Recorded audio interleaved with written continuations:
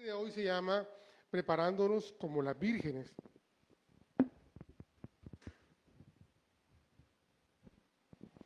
Pero bueno, aquí hay un tema, eh, yo no sé si alcance a verlo, porque a medida que fui preparándolo me di cuenta de que había muchos temas alrededor de esta parábola que se encuentra en el capítulo 25 de Mateo. Pero usted sabe, estamos en una serie que trata sobre la venida del Señor. Hemos llamado esta serie eventos finales. Y estos eventos finales tienen que ver en parte porque usted sabe que hay mucho nerviosismo a nivel mundial. Y antes de que arrancara la guerra esta que está viviendo Palestina e Israel, antes de que esto arrancara, yo estaba orando y el Señor me dijo que hablara sobre estos temas. Entonces, cuando vemos la guerra y todo lo que está pasando y todo lo, como dice textualmente, los rumores de guerra que se están generando, pues nosotros tenemos preocupación y analizamos la situación y Dios mío, esto se va a acabar y entra la zozobra, la angustia. Pero creo que la Biblia nos ha dejado o tiene mensajes aún para los momentos en que estamos en crisis. Y precisamente conocer lo que el Señor nos estableció o nos señaló en los eventos finales nos da tranquilidad, nos da seguridad y nos permite mirar hacia el futuro con tranquilidad y con paz. El fundamento del mensaje de hoy, vuelvo y repito, está en Mateo capítulo 25, versículo de 1 al 13, cielo, si me puedes ayudar un momentico.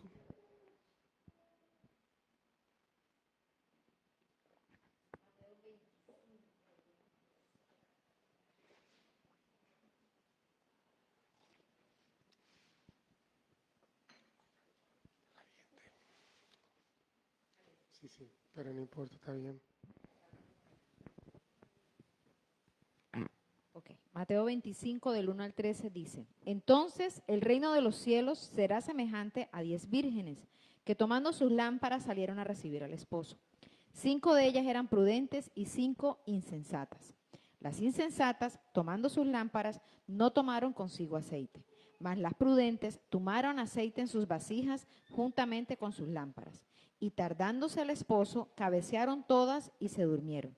Y a la medianoche se oyó un clamor, aquí viene el esposo, salid a recibirle. Entonces todas aquellas vírgenes se levantaron y arreglaron sus lámparas. Y las insensatas dijeron a las prudentes, dadnos de vuestro aceite, porque nuestras lámparas se apagan. Mas las prudentes respondieron diciendo, para que no nos falte a nosotras ni a vosotras, id más bien a los que venden y comprad para vosotras mismas. Pero mientras ellas iban a comprar, vino el esposo y las que estaban preparadas entraron con él a las bodas y se cerró la puerta. Después vinieron también las otras vírgenes diciendo, Señor, Señor, ábrenos. Mas él respondiendo dijo, de cierto os digo que no os conozco. Velad pues, porque no sabéis el día ni la hora en que el Hijo del Hombre ha de... Amén. Entonces, el contexto de Mateo, que hemos venido hablando, usted sabe, Mateo, un judío que se encuentra, que conoce al Señor Jesús, entonces tiene la revelación y conecta lo que era su historia, lo que era su religión, lo que era su fe, con la nueva revelación que tiene ahora, que es en Cristo Jesús, y ve cómo las dos cosas conectan.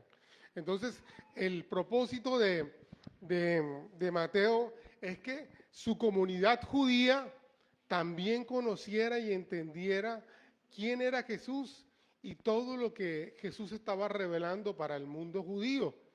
Pero finalmente Mateo también entiende que el mensaje no solamente era para los judíos, sino también para los gentiles y para todo el mundo. Entonces, por eso, si usted ve el libro de Mateo, el Evangelio de Mateo arranca con una genealogía y el contexto muy judío, ¿cierto?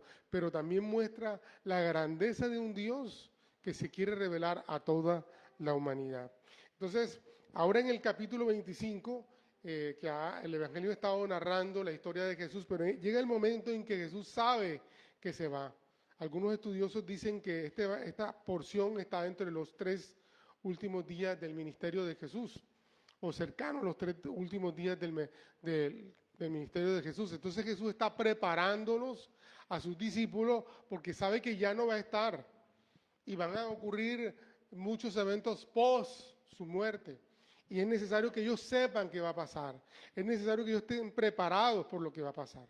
Y yo te digo, de entrada, eso nos muestra cómo un líder tiene que tener una perspectiva, porque a veces nosotros estamos mirando solamente la hora, pero nosotros tenemos que pensar en el futuro también, ¿cierto?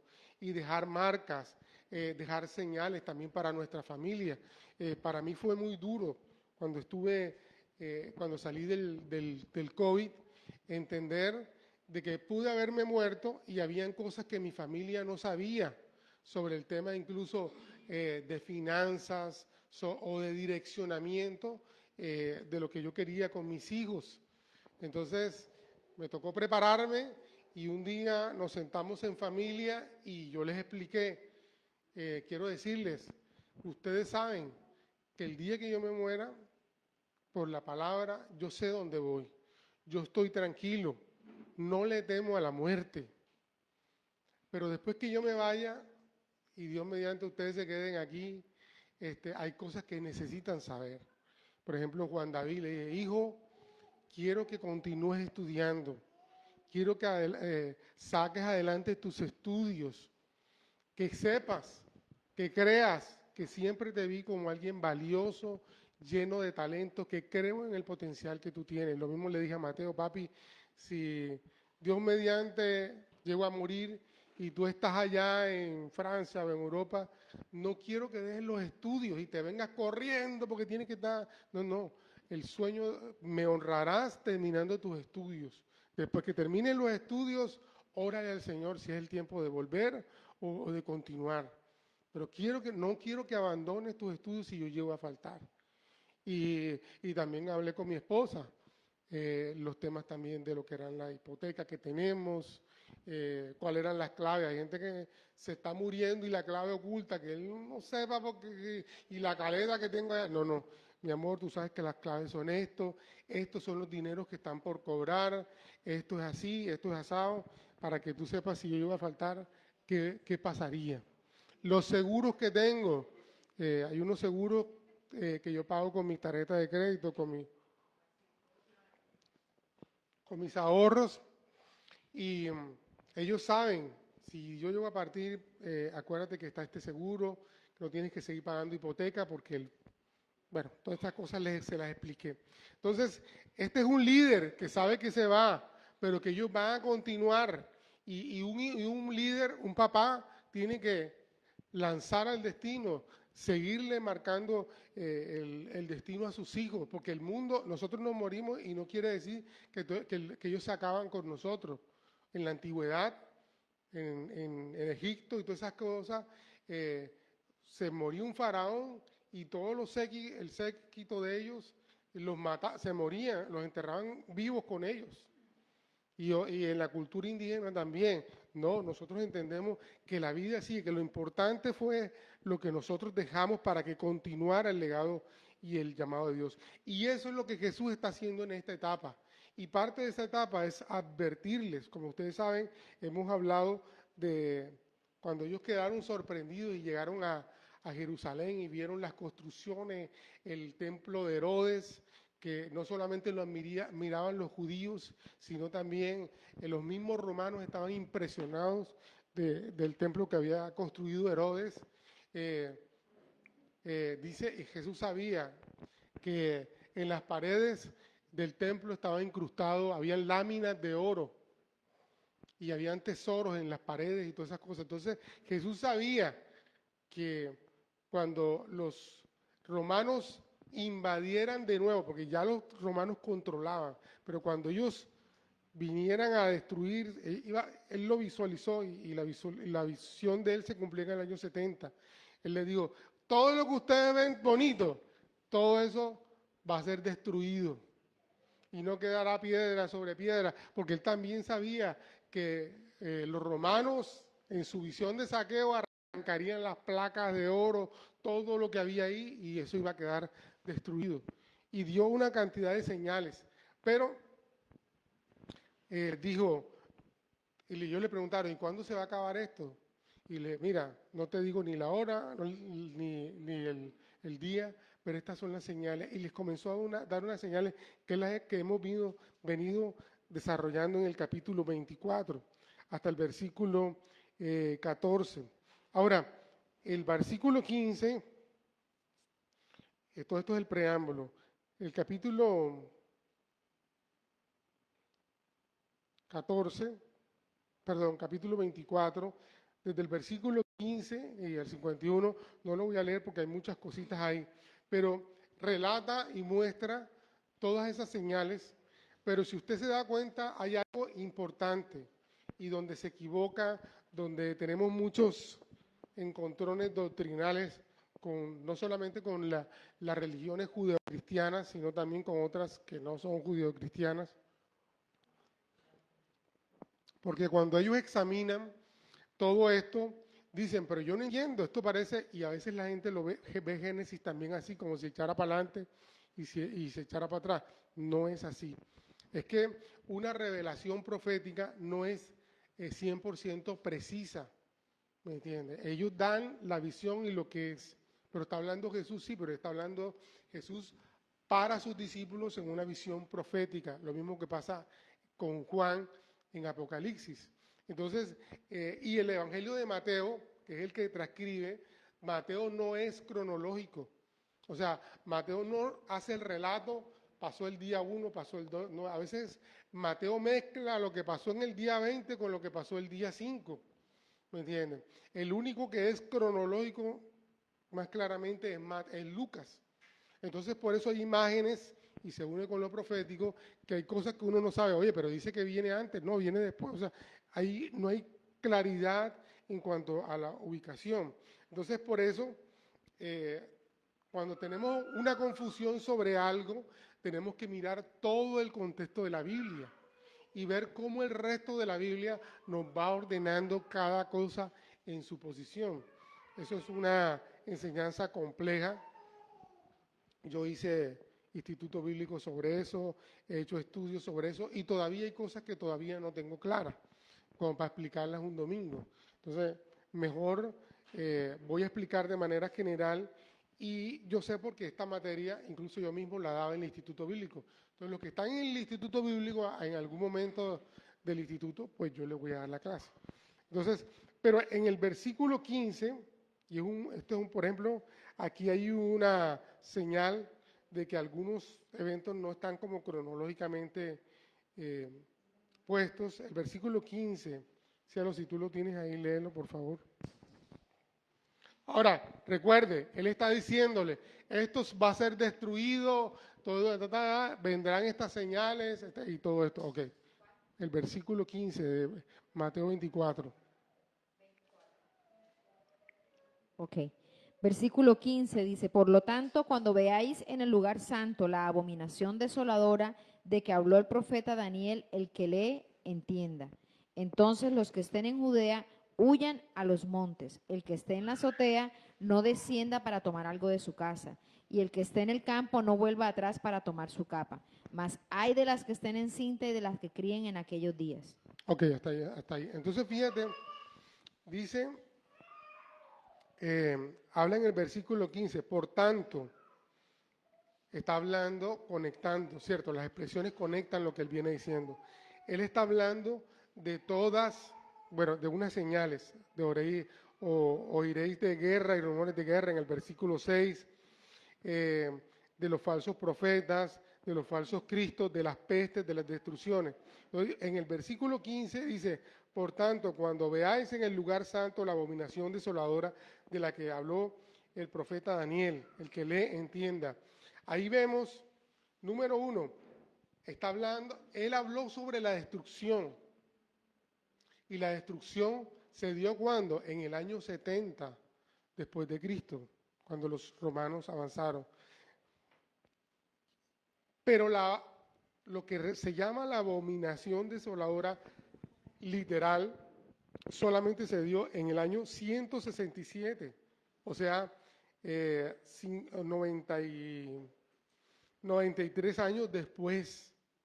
Esos 93 años después fue cuando Antíoco, que era un emperador romano, en el templo puso una imagen de Zeus. Y entonces comenzó a regar sangre por todos lados como de sacrificio, pero la sangre que comenzó a repartir era la sangre de cerdo. Y usted sabe que el cerdo y la sangre del cerdo es lo más inmundo para los judíos. Entonces cuando ellos vieron ese escenario, fue horrible, ¿cierto? Eso se le llama históricamente la abominación desoladora.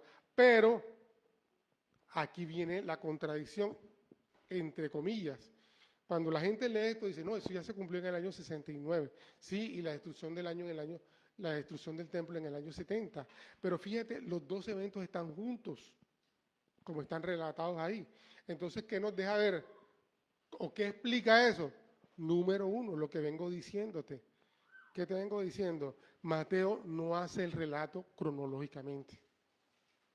Ahora, hay que entender algo. Por el hecho de que ocurrió en ese momento, no quiere decir que no vuelva a ocurrir. Porque la palabra profética, no sé si recuerdan cuando arranqué toda esta serie, hay una interpretación que dice, histórica, que te dice, esto es lo que dice aquí y eso ya pasó, que fue lo que a mí me ocurrió con el mundo católico, ¿cierto? Cuando yo comencé a leer esto y fui donde el padre rector en el colegio de jesuitas donde yo estudiaba, él me dijo, mío, no te preocupes, que ya todo eso pasó. El anticristo, el no sé qué, ese fue Nerón, Antíoco fue no sé qué cosa, ya eso pasó. Yo dije, yo me quedé así como que no, no puede ser. Y entonces cuando yo veo la otra señal de la que está en el versículo 15 de la higuera, pero esto no ha pasado, o no había pasado en ese momento. Entonces, ¿cómo ubico cronológicamente eso? Tengo que mirar el contexto de toda la Biblia y todas las señales para poder ubicarme y poder interpretar cada cosa, cada cosa. Incluso yo les dije, para que se comenzaran a dar las señales de Mateo 24, una de las primeras señales era la de la higuera, la de Israel. Esa fue la primera. Y esa no está al principio, sino está al final. Entonces, comienza la de la higuera y comenzamos a ver el cumplimiento de las demás. Ahora, ¿qué hemos entendido? La de la abominación desoladora que se vio en el año 67, 167 de la era cristiana, volverá a verse. ¿Cuándo? En el periodo que hemos llamado de la gran tribulación. Usted sabe que los judíos están esperando el Mesías, pero ellos todavía, ellos no creen que es Jesús. Entonces, cuando arranca la gran tribulación, los judíos se les despierta el entendimiento por todo esto de quién era Jesús, de todo esto. Pero ¿cuál es lo que los va a golpear para que se den cuenta de todo eso? Que en ese momento el que sea el anticristo, el falso profeta que va a ser manifestado en la gran tribulación, va a ser un evento como este. El que se juraba, usted sabe que hay un hombre que se va a levantar y va a traer paz mundial. Pero cuando este hombre que declara la paz mundial y tal, y todo el mundo pudo poner en paz a los palestinos, con los israelitas, con los árabes, hasta con los de Hezbollah y todas esas cosas, y todos en paz, y todo el mundo, ahora sí el mundo está en paz, gracias a fulano. Y fulano llega a Israel, al templo, y hace algo que le patea, voy a decir de esta manera, a los judíos, y los judíos entienden, este hombre no es de Dios. Este hombre es como la abominación desoladora. Él hará algo desagradable a los judíos. No se sabe qué es. Y entonces los judíos se desencantarán y comenzarán a buscar opciones y todas esas cosas. Y es cuando comienza el avivamiento judío. Y ahí estaremos en la gran tribulación. Pero tú y yo no, en mis cuentas y en mi entender, tú y yo no estaremos aquí, porque estaremos en el cielo viendo allá, porque la iglesia habrá sido arrebatada. Entonces, es un evento complejo. Por eso, si quieres volver a entender esto, tienes que volver a escuchar el video. Y de pronto para que puedas digerir todo esto. Y fíjate, incluso Jesús está diciendo la abominación asoladora de la que habló Daniel. O sea, ya esto estaba escrito. Entonces, si tú lees a Daniel, Daniel está hablando del imperio romano, donde ocurriría esto, no del imperio que ha de venir, que hay otro imperio después que está relatado más adelante.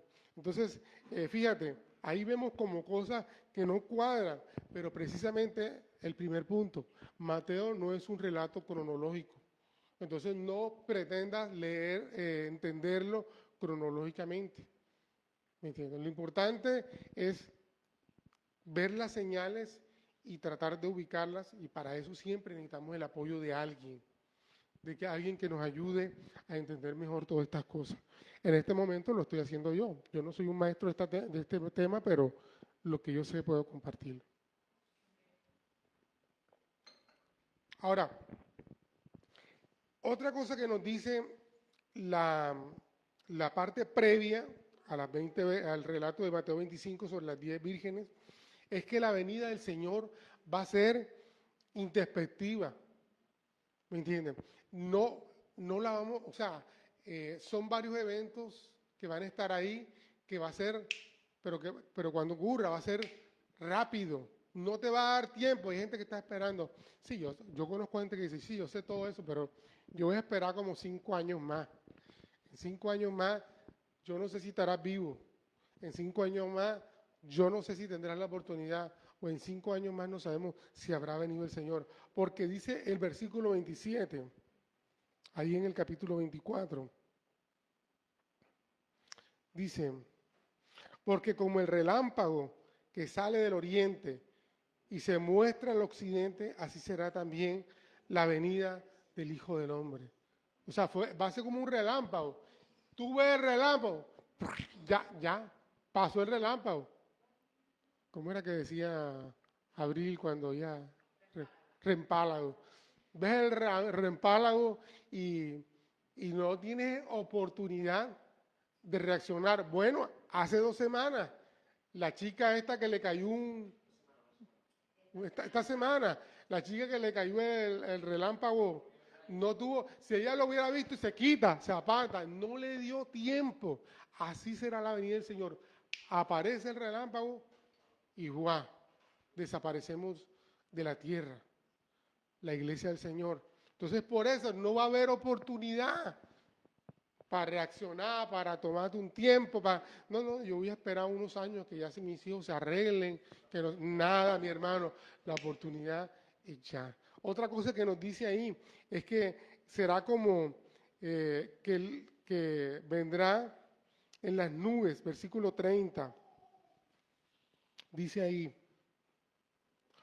entonces aparecerá la señal del Hijo del Hombre en el cielo, y entonces lamentarán todas las tribus de la tierra, y verán al Hijo del Hombre viniendo sobre las nubes del cielo con gran poder y gloria. Y eso está conectado con Hechos en el capítulo 1. ¿Se acuerda? Cuando Él muere y resucita, y dicen acá, sí, porfa. Hechos capítulo 1, versículo del 9 al 11. Y habiendo dicho estas cosas, viéndolo ellos, fue alzado y le recibió una nube que le ocultó de sus ojos. Y cuando ellos, estando ellos con los ojos puestos en el cielo, entre tanto que él se iba, he aquí se pusieron junto a ellos 2 varones con vestiduras blancas, los cuales también les dijeron, varones Galileos, ¿por qué estáis mirando al cielo? Este mismo Jesús que ha sido tomado de vosotros al cielo, así vendrá como le habéis visto ir al cielo hoy. Amén. Entonces fíjate, una señal es que Él vendrá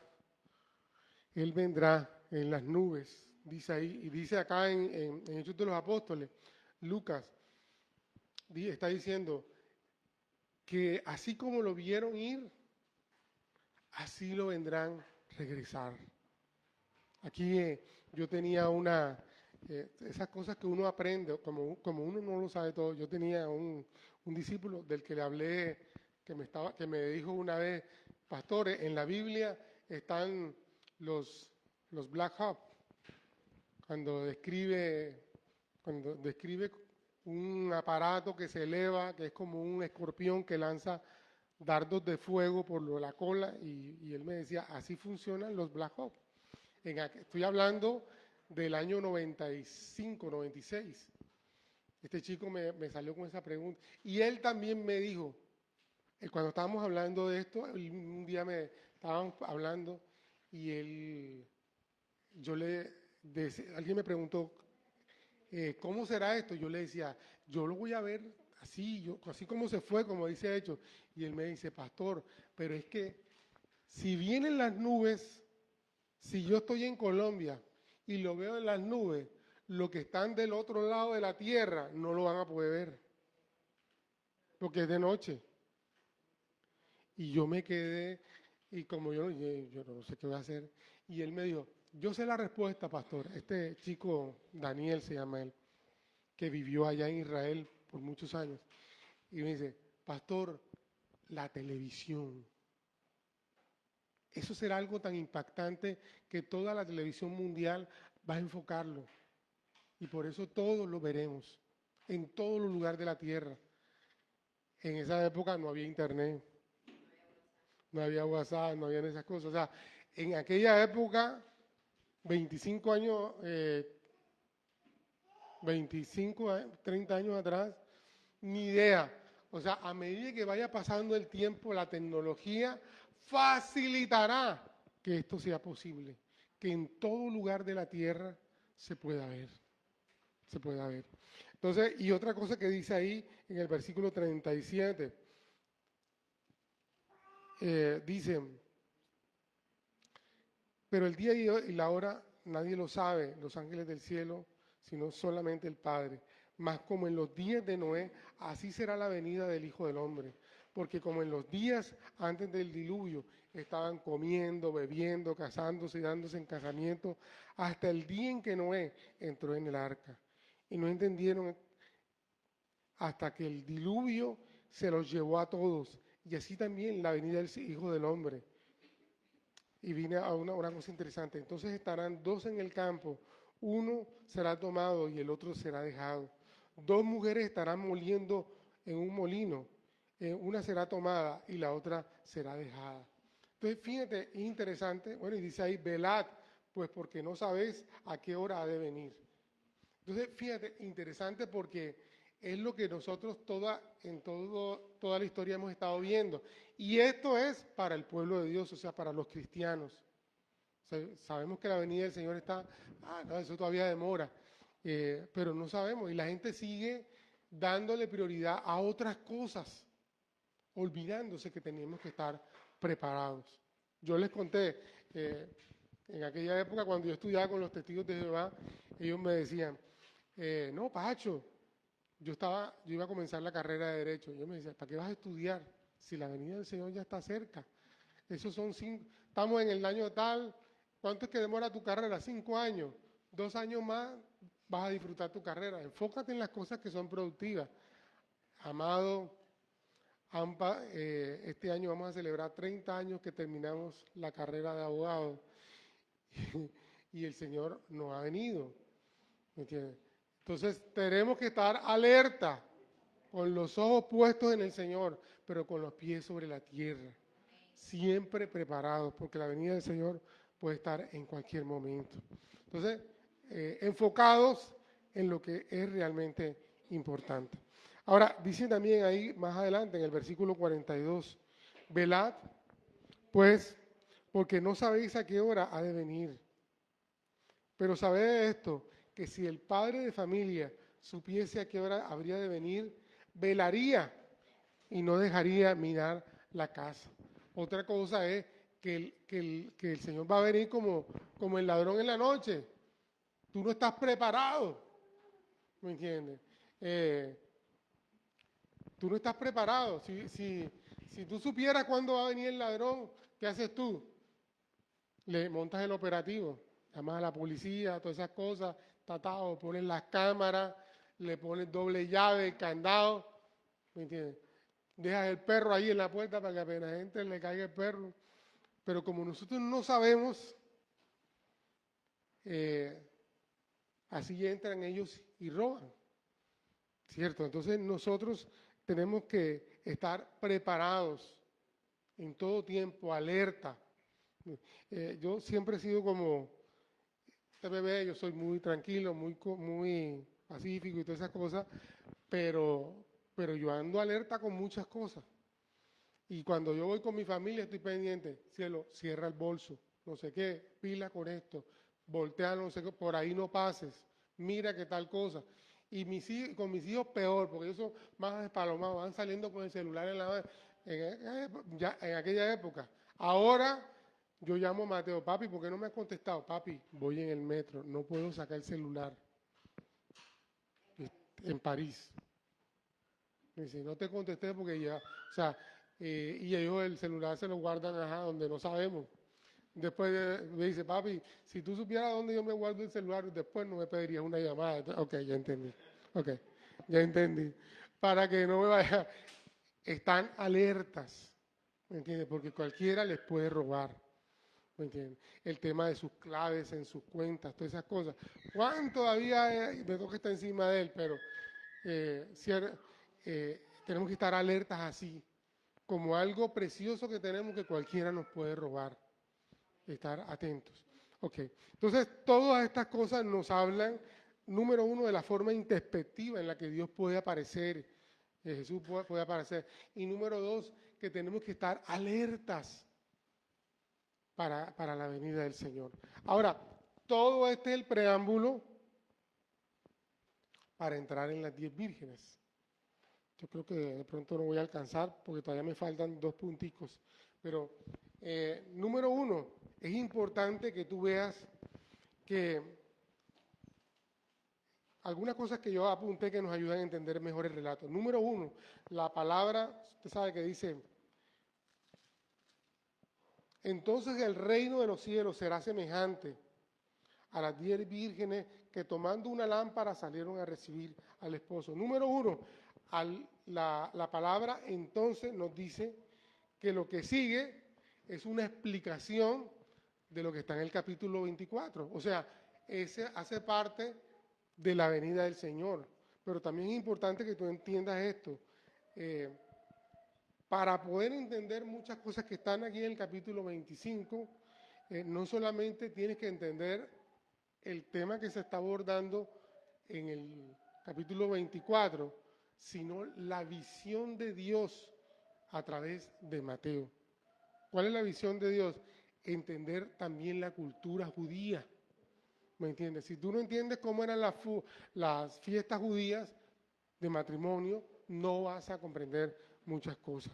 Ahora, Jesús le dio más importancia cómo debo vivir fielmente que al cuándo.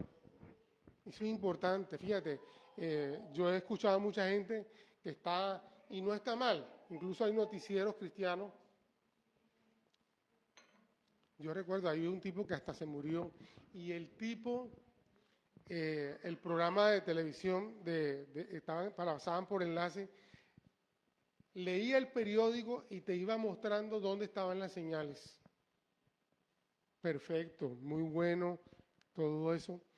Eso está bien. Y dentro del cuerpo de Cristo hay gente que somos ojos, otros que somos oídos. Ellos podían ver esas cosas. Y qué bueno que el pueblo de Dios estuviera percibido de todo eso. Pero en el contexto general de la Biblia, fíjate, lo más importante, y ahí es donde conecta esta parábola del capítulo 25, y bueno, y las otras dos parábolas que están ahí. Importante para Dios, porque es que así vamos a esperar la venida de Él. ¿Cuál es la forma en que vivimos fielmente a Dios? Eso es lo más importante. Saber, sí, sabemos que Él viene, pero lo más importante es que tú vivas, mientras estás esperando la venida del Señor, vivas fielmente como Dios te pide que vivas. Y parte de eso es este relato, el capítulo 25, la parábola. Yo creo que voy a alcanzar porque voy a ir rápido. Ahora, ahí se menciona el concepto del reino. Mira, dice, entonces el reino de los cielos, no está hablando ahí de la iglesia, o sea, no se limita a la iglesia, Aquí no está diciendo, entonces la iglesia es como. No, no. Él dice el reino de los cielos. ¿Eso también qué quiere decir? Que es mucho más amplio que solo la iglesia. O sea, entramos nosotros como iglesia, pero entra también todo lo que está por fuera de la iglesia. Dentro del mundo cristiano hay una cosa que se llama las organizaciones paraeclesiales, o sea, que no son iglesias, pero que funcionan paralelos y conectados con la iglesia. Por ejemplo, como Jucún, Juventud con una Misión, los capellanes estos que van a las cárceles y que están en los hospitales y en otros lugares, ¿ah? Los gedeones, ¿me entienden? No son iglesias, pero son ministerios que están conectados. Entonces, para ellos funcionan todos estos principios del reino de los cielos. Es semejante a 10 vírgenes que tomando sus lámparas salieron a recibir al esposo. Otra cosa interesante, en las bodas judías, o cuando alguien se iba a casar con algo, vamos a poner el caso de Jesús, perdón, de Jesús no, el caso de José. José, en la cultura judía, ¿cómo funcionaba eso? José le puso el ojo a María. Entonces, José fue donde la familia de María y se comprometió en matrimonio. Le dijo a los papás de María, quiero casarme con María. Y después de ese evento pasaba un año preparando a María y preparando a José para el matrimonio. En ese transcurso del año fue cuando María quedó embarazada, entonces por eso el tremendo escándalo. Este man se había comprometido, pero no la había tocado, no la había embarazado. ¿Cómo se embarazó esta mujer? ¿Me entiendes? Eso fue el problema para esta niña, porque se acuerdan que yo le he dicho que María estaba entre 12 y 16 años cuando recibió el llamado del Señor. Entonces, nuestras niñas, ¿cuáles son? Que están entre esas edades. Entre esas edades, Luciana, ¿cuántos años tiene? 14. ¿Te imaginas a Luciana ya embarazada porque Dios le habló que tiene que ser? Mi compañera Gabriela, ¿cuántos años tienes tú? 14. Melanie, 13. Tú imagínate esta muchachita, ya la habían comprometido en matrimonio y de pronto sale embarazada. Ningún hombre la ha tocado. Por eso es lo complejo de esa situación, ¿cierto? Entonces, lo más fácil era que José dijera, mira, yo no la he tocado, mamá, cada uno por su lado, déjame ver cómo resuelve tu chicharrón. Pero Dios tuvo que hablarle a José y José entendió que era parte del plan. Entonces, ¿qué ocurría si María no hubiera quedado embarazada cuando se cumpliera el año que María estaba preparada? ¿Qué hubiera pasado? Cuando era el día, no había las ceremonias de matrimonio como ahora. ¿Cuál era por ejemplo, cuando casamos a Tomás y a Kimberly, que hicimos primero fueron a la notaría y después hicimos una ceremonia aquí, los bendijimos y ya se fueron. En esa época no había una ceremonia, había un acuerdo entre las familias, entre ellos dos, entonces se preparaba y había un día cuando ya se iba a entregar a la chica o cuando el novio iba a venir a buscar a la chica para llevárselo a su casa. Ese es el día que están relatando ahí. Entonces estaban diciendo, bueno, ya está, ya. ¿Y cómo se hacía eso? El novio, cuando se sabía que estaba entrando al pueblo, las 10 doncellas le mostraban el camino donde la tenían a ella. Entonces iban con las lámparas, guiándolo, hasta que la llevaban hasta la casa donde estaba la novia. Entonces el novio la tomaba y se la llevaba para ahí. Ese era el matrimonio de esa época. Entonces por eso es importante el rol que las 10 doncellas o vírgenes tenían dentro de la ceremonia Si llegaba el novio y no estaban las doncellas, él no iba a poder encontrarse con la chica. Entonces, bueno, pasaba todas estas cosas. Entonces, ellas sabían cuál era su rol, preparar, dirigir al novio hasta hasta donde estaba la novia. Número 2, ellas tenían que llevar las lámparas, porque eso siempre sucedía en la noche y arrancaba una fiesta. Usualmente las fiestas de matrimonio, de manera general, duraban un mes. Pero la familia, la fiesta, la comelona, duraba una semana. Entonces, ahora mismo la gente piensa casarse porque la comida en esa época, por eso era un evento de responsabilidad.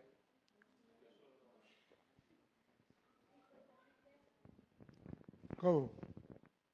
Ok. Bueno, entonces, estas chicas que dice ahí en el versículo 15, tomando sus lámparas salieron a recibir al esposo. Ellas tenían su lámpara, estaban listas, pero, dice el relato, 5 de ellas eran prudentes, tomaron el aceite en sus lámparas juntamente con sus vasijas con la lámpara, y las insensatas tomaron sus lámparas, no tomaron el aceite. Entonces, fíjate, el relato divide entre las sensatas y las insensatas. Las sensatas, ¿cuáles fueron? Las sensatas fueron las que tomaron la provisión. ¿Cuánto es el porcentaje de sensatas? La mitad. Y al final del relato, la mitad es la que logra entrar a las bodas y la otra mitad se queda afuera. Todas sabían del novio, todas sabían que tenían que estar preparadas, pero solo 5 de ellas se prepararon. Y por eso conecta con lo que vimos anteriormente, ¿se acuerdan?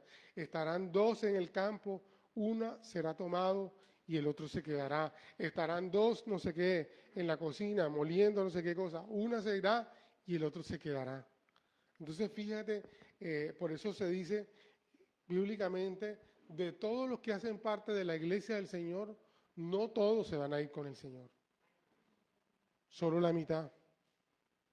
¿Quiénes se irán? Aquellos que hayan llenado, se hayan preparado, hayan llenado su lámpara con aceite. Fíjate el desafío, por eso es que esto está conectado con lo que estamos viendo.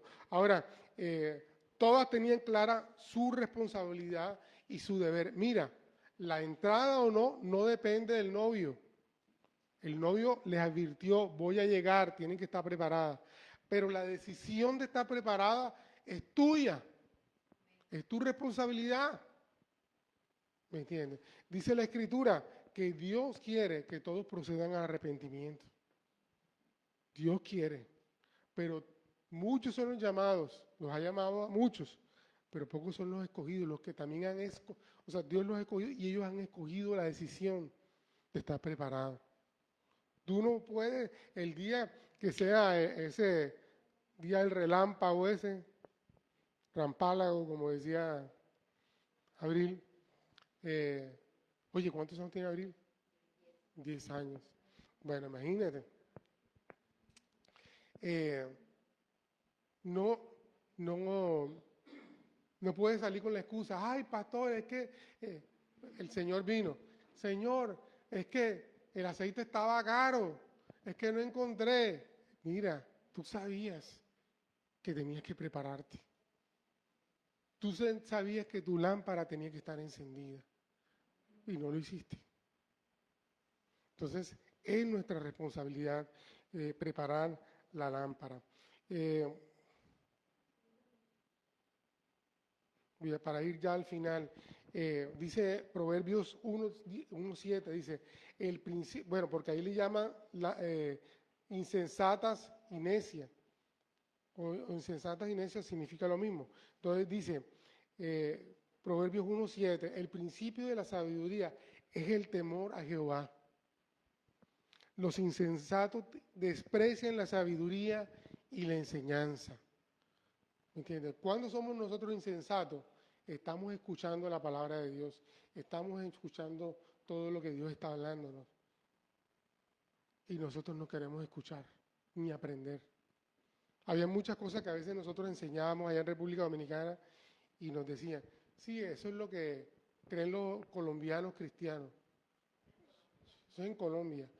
Yo decía, mira, no, son los principios del reino. Son los principios del reino para todos. Tú verás si los tomas o no, o no. Entonces, tómalo. Dice también Proverbios 12:15, el camino del necio es derecho en su propia opinión, mas el que obedece al consejo es sabio. Cuando nosotros escuchamos el consejo, tienes que estar preparado, pilas con esto, entonces eres una persona sabia, ¿me entiendes? Ahora, no quiere decir por eso que todo lo que todo el mundo te dice, tú tienes que tomarlo, pero estamos hablando de un consejo que viene de Dios, algo sabio que viene de Dios, ¿me entiendes? Yo te pongo el ejemplo, ayer salí del ensayo de aquí de alabanza y yo me iba para la casa, entonces me fui a pie, porque estábamos en el ensayo y me estaba durmiendo por tantos medicamentos que he tomado. Entonces yo decía, si manejo la moto, me voy a dormir. Mejor me voy a pie. Y me fui a pie hasta la casa. Pero hubo una cosa, cuando ya iba llegando, hubo un pedazo que estaba feo por ahí, entonces pasó un mototaxista y el resto lo hice en la moto. Y el de la moto, llave, mira la hora que es, y no he levantado para la fría, que no sé qué cosa, y tal.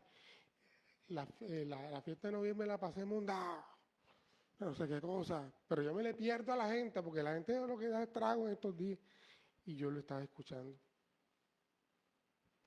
Cuando ya por fin me dejó, yo le dije, mira, ¿tú no crees que eso que te gastaste, que prestaste, no le hizo falta a tu familia? Sí, pero, ay, ¿cómo hace uno? Eso es duro, eso es duro. Yo le decía, sí, yo sé que es duro, pero yo que te quiero contar, yo era pachorrón y lo único que me ayudó con el trago fue el Señor Jesús. Todavía sigo luchando, pero lo que me sostiene es el Señor. Tú puedes, acércate al Señor. Ahí está la sabiduría, ahí está el consejo. Él lo toma o lo deja. Puede ser necio, continúe en lo mismo. Este man me dijo ahí, él no sabe lo sabroso que es el trago. Por eso de entrada le dije, yo era pachorrón. Yo sé lo que es el trago. Yo sé lo que son las adicciones. Ahora estamos haciendo un curso de codependencia. Peor todavía, habían cosas que yo creía que eran buenas y se resulta que...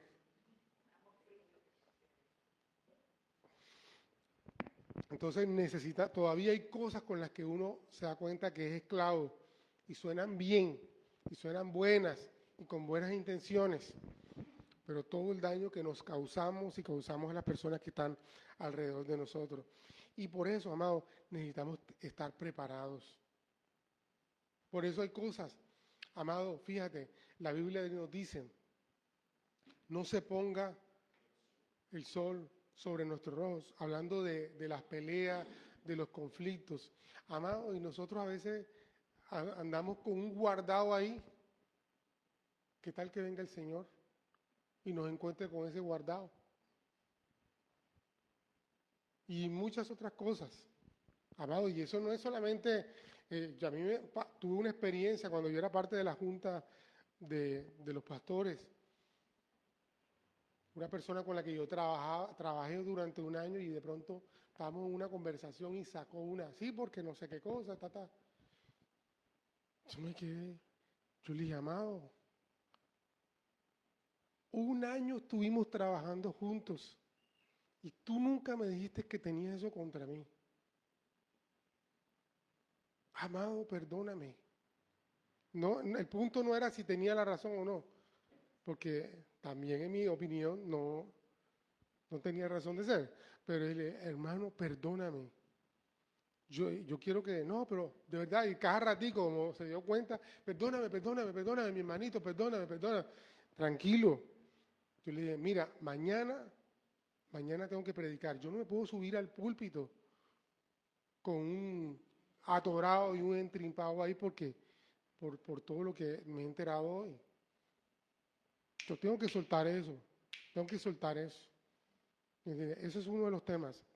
Hay muchos temas que necesitamos resolver como las 10 vírgenes para que nuestra lámpara esté preparada para cuando el Señor venga.